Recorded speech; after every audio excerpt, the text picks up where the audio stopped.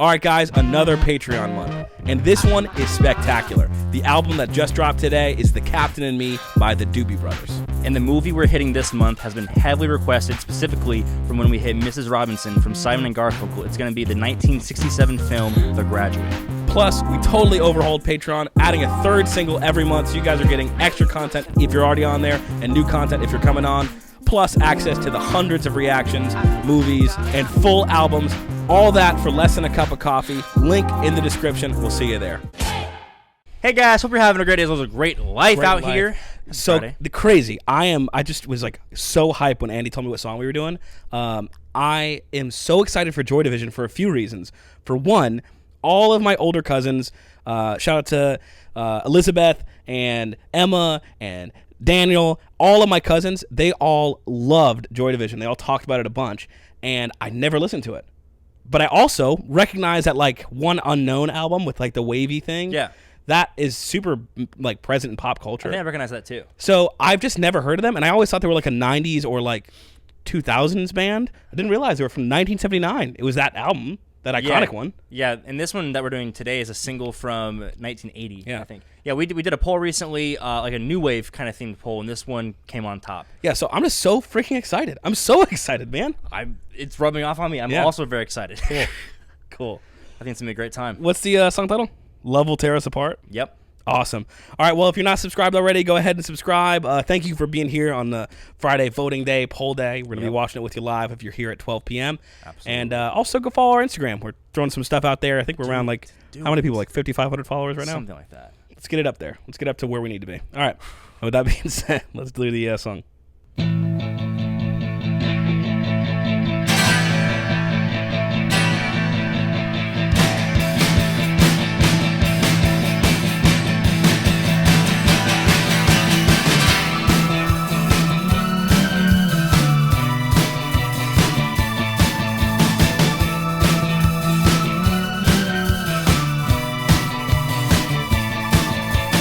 Virgin white heart,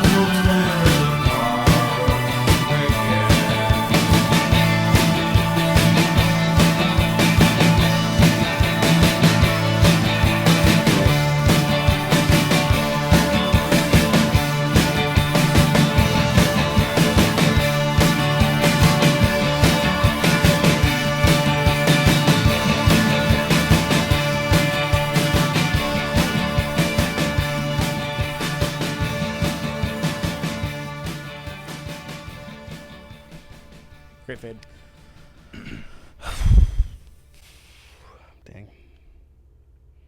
Dang. Why are you saying dang? Okay. 3, 2, 1. A minus. A minus. Pretty close. Pretty close. It was such an interest. I think I said dang to start off with because the sound was so different from the other stuff we've listened to in the session, and very different from a lot of the stuff we've listened to recently. Mm-hmm. So, like, The Passenger is the only one that I can even think kind of comes close. And it's also completely different. Completely different, you know? Like, that's the closest thing. So, it was just kind of a shock going into this because, you know, re-perceive your ears to something totally different. Mm-hmm. It gave me, like, this vision, like, the way it had, like, this drone and this, like, everything was ambient, kind of.